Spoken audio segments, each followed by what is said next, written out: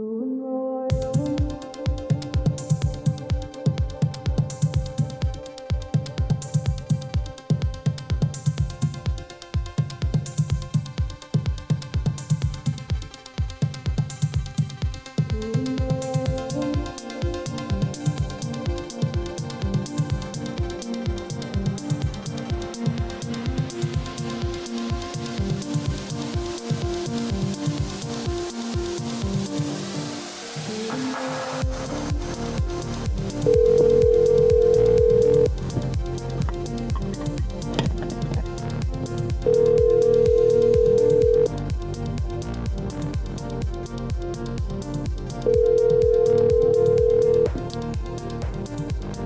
what's up, man? Hey, what's up, dude? How are you doing? Working on my YouTube channel. Ah, shit. I've already got the concept, and I've already got my first episode laid out. I just have to record it. Nice. I got all my media, all my emails, my channel. So I'll send you the first video when I get it done. Nice, dude. Well, it's a good process. You're gonna like it because it's something that I could upload a video every day, or actually, I could upload multiple videos a day. It's simple. It's not taxing. that's good. Are you down for? Let's do one right now. What are you doing? Or do you want to stay on work? Do you still want to work on it? You got today off? I got today off, dude. I got a joint ready. I got my cup of coffee, and I got a fucking bone to pick with a few goddamn listeners. Alrighty. Well, But you're getting some flack. No, I just want to say I've gotten 50 hours of watch time. We just hit 50 hours, right?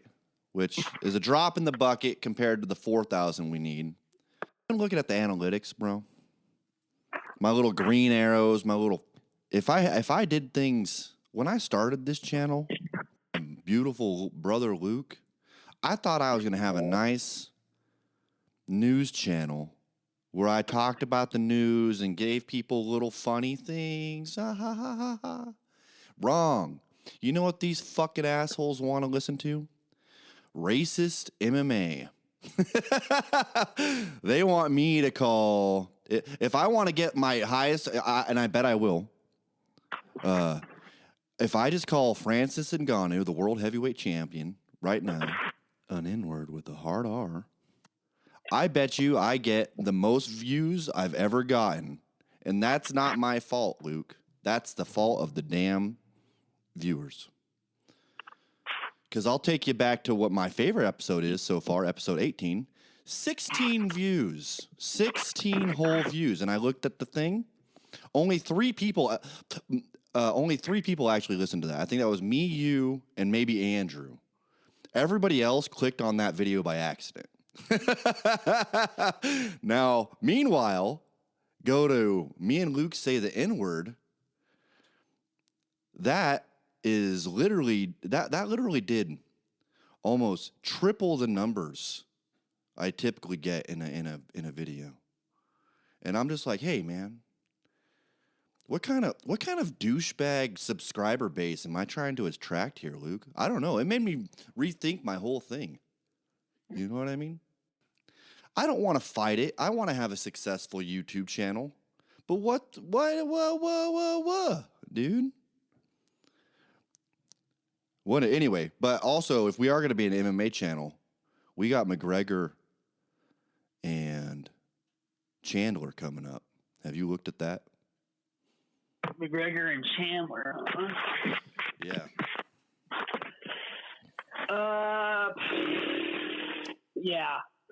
Yeah, Chandler's getting his ass kicked. He's the next on the chopping block.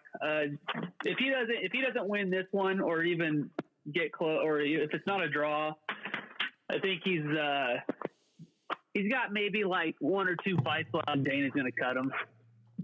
I think that kind of is the idea. Well, and I like the idea of giving him the Ultimate Fighter TV show with Conor McGregor, just because I don't think Conor McGregor has the commitment or what's the word? Discipline to actually do a 2 or 3 month TV show and keep it cohesive. I think he's too much of a fuck up. So I like that they got Chandler in there, because Chandler is, he's a company man. He shows up and he puts his work in for the dollar, and nobody will tell him otherwise. Man. Yeah, he's a dirty man. He's right there. He's the same. He's the same as the same cut from the same cloth as Nate Diaz and Tony. And Poirier, and who else? Cowboy Cerrone. Those guys who are like like those people that aren't necessarily in it for the championship. They're in it because this is their life choice, and they got a job to do. Well, they'll never win. It's just if they do win, your career is over. Your career is over. Yeah.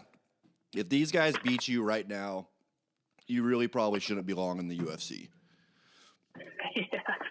But I like it because I've watched a lot of Chandler's training footage and stuff, and I'm like, the guy's a pro. He's got a future when it comes to like analyzing and working on MMA. He might not ever be a champion, but he's got a future in this sport, even if he stops fighting. I don't think so with Conor McGregor. I think McGregor, if once he's for real done fighting, we'll never hear from him again.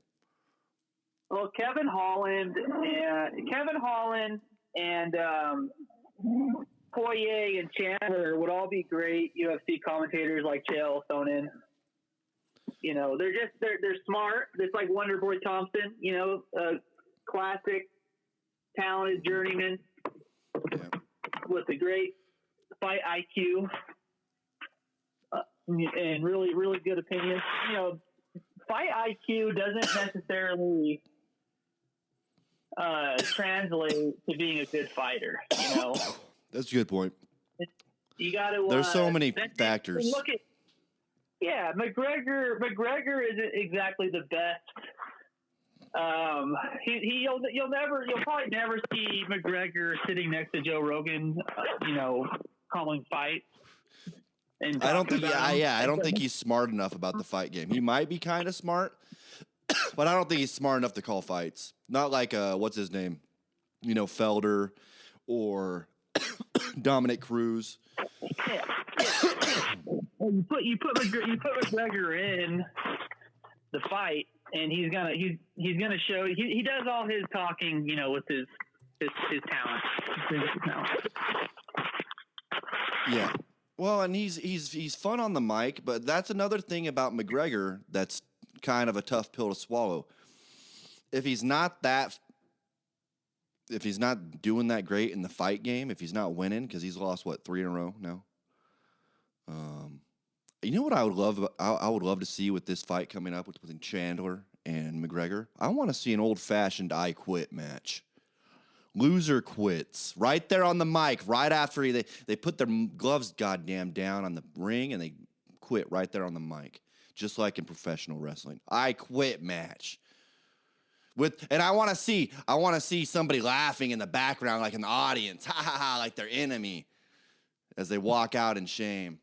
I would also like to see Masvidal versus McGregor before McGregor quits. I hope McGregor wins and they give him Masvidal. Because that's the cool thing about that fight. It's at 170.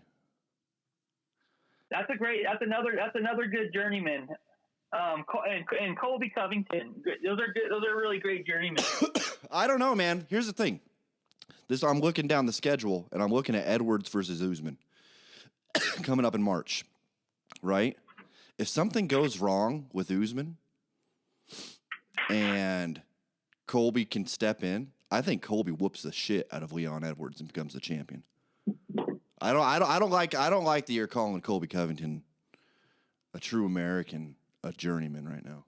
I think he could beat anybody else I think he could beat Adesanya. I honestly think Colby Covington could beat Adesanya. His wrestling's too good. I think Usman could beat Adesanya too.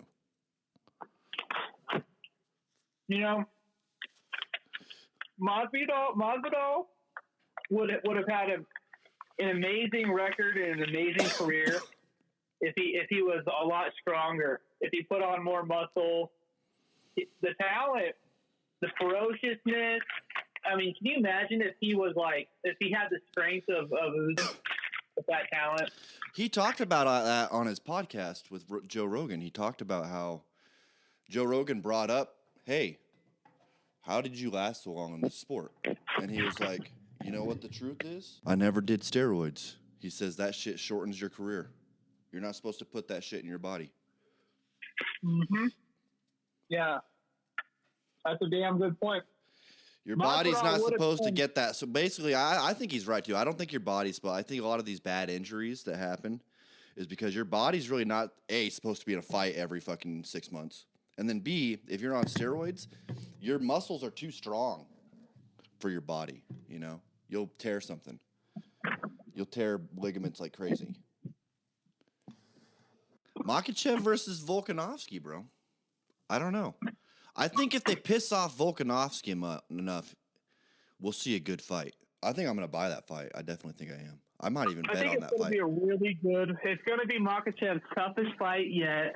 I think there's a high probability we'll get a rematch, but I still stick with my first prediction, and that is Makhachev will submit Volkanovski in the third round.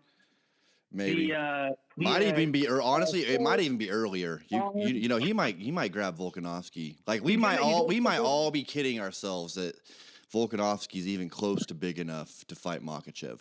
No, he's gonna submit Volkanovski by wrist, leg, ankle. I think his neck is. I think choking him out is out of the question. He's got a crazy strong neck. But I think third round submission. I think it might be earlier than that, but I also think I might bet on Volkanovski because I could see a knockout happening. I can see Volkanovski coming in pretty fucking fat and getting an early knockout that just fucking, you know, dances in, dances out, fucking pops his chin too many times, and getting a fucking. Because that's another thing about Volkanovski that people don't think about. He's shorter than Makhachev by a bit, but that makes it actually kind of harder to wrestle a guy. You know, he can get under you pretty easy. I remember when I was wrestling in high school, that I was always kind of worried about guys that were too short. If I got tired because I couldn't keep them off me, I'd start standing up straight if I got tired. I wouldn't be able to keep them off me. And it was actually kind of a bitch. I remember the shorter, stockier guys, they're harder to wrestle, in my opinion. Especially if they have a bunch of fucking energy, which Volkanovski has 5 fucking rounds. You know, he's got 5 rounds of the kind of shit that can beat. Here's another question I want to ask people about Makhachev. Do you think Makhachev could beat Max Holloway 3 times in a row? 3 times in a row. I don't know, man.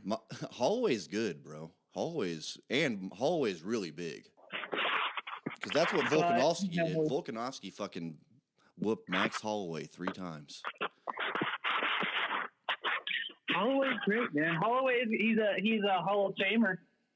Holloway is a Hall of Famer, yeah. And he was the best in his weight class till Volkanovski showed up.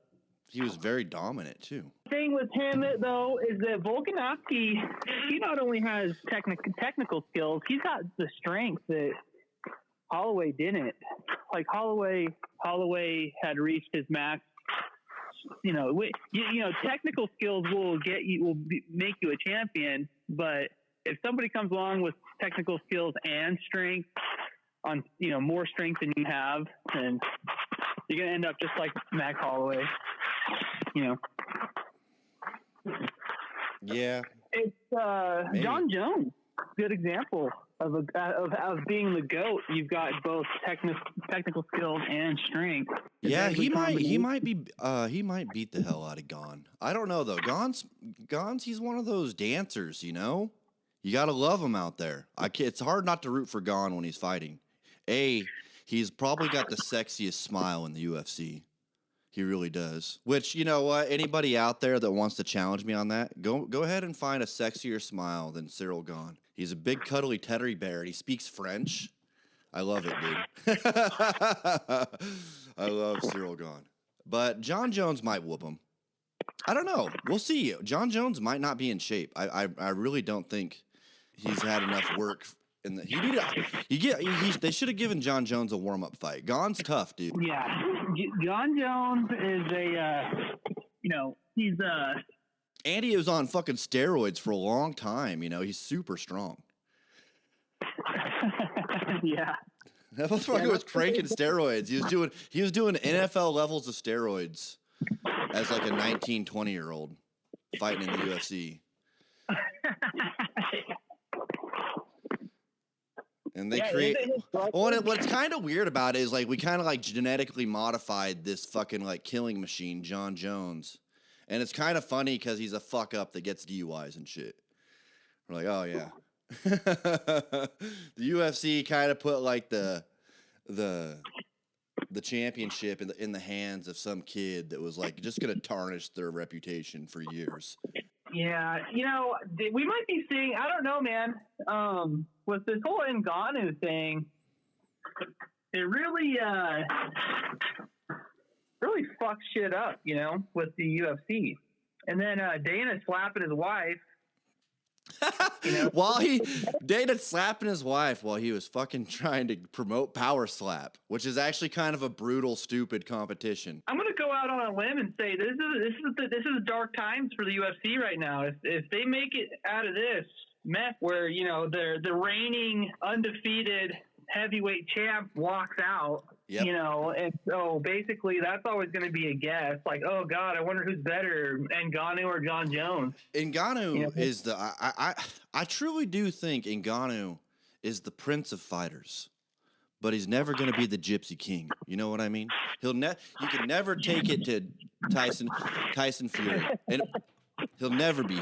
And NGANNU is a great champion, and he's also like he's probably one of my favorite characters in the UFC. I just love how honorable he is. He's a warrior. He's the ultimate warrior. Yeah, dude. But I think also, he has a chance against Wilder. I think NGANNU could probably fucking hit Wilder hard enough to knock him out. I don't know.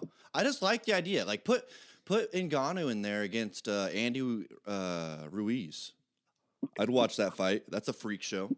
Oh, dude, I think he would just lay Andy Ruiz out. But Andy Ruiz is a tough Mexican.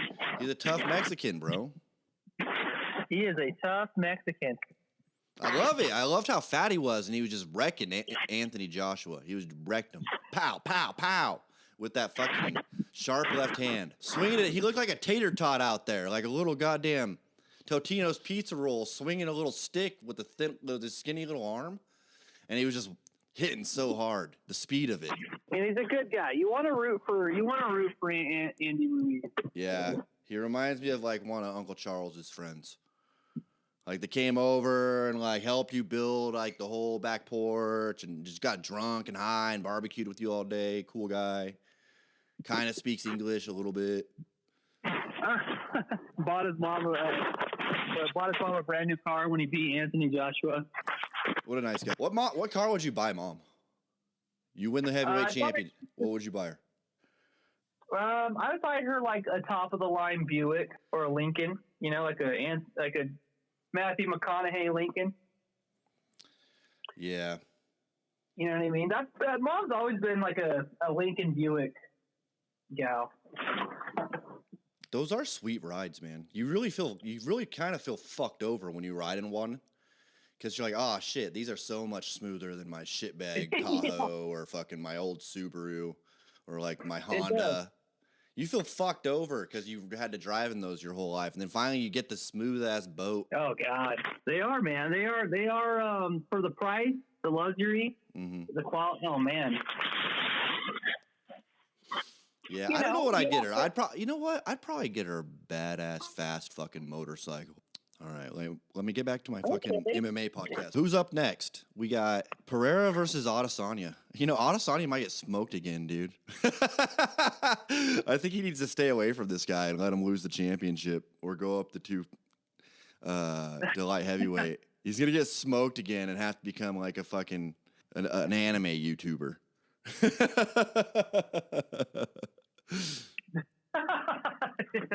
Adesanya, man. Adesanya, he's gonna get.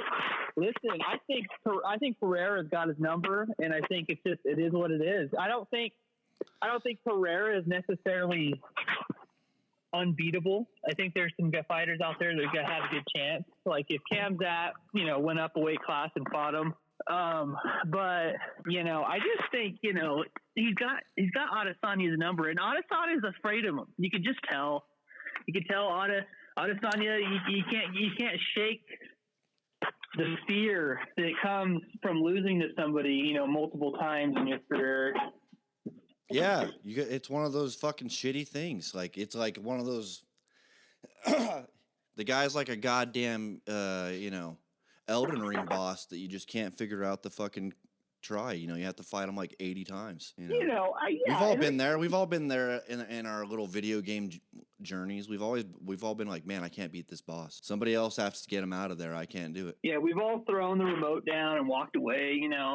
Yeah, we're done. We can't do it. We can't do this. I remember for me, it was from Donkey Kong Country. Those bees were fucked up. They were hard. I think though that Pereira beats Adesanya, I think he should fight Khamzat. If he beats Khamzat, I don't think anyone can beat Pereira if he beats Khamzat. But every dog has their day. Every lion starts to. Unless you walk away while you're on top, which is a super hard decision to make, only the very few make that decision, like Michael Jordan. You got to know when to walk away when you're still on top. And GSP did that, great example. Oh, who else did that? Khabib did that. Walked away while he was still on top. Left everyone like, oh, what? I don't know.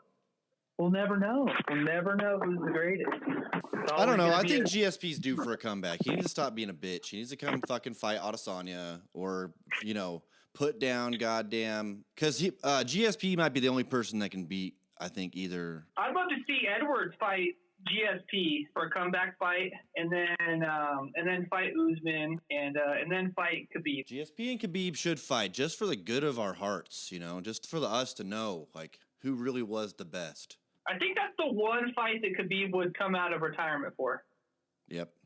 To make it 30-0 or lose to GSP. Yeah, because his dad always wanted to see that. And I remember Khabib running his mouth for decades, respectfully, saying, do I really want to fight as GSP? That's like why I started fighting.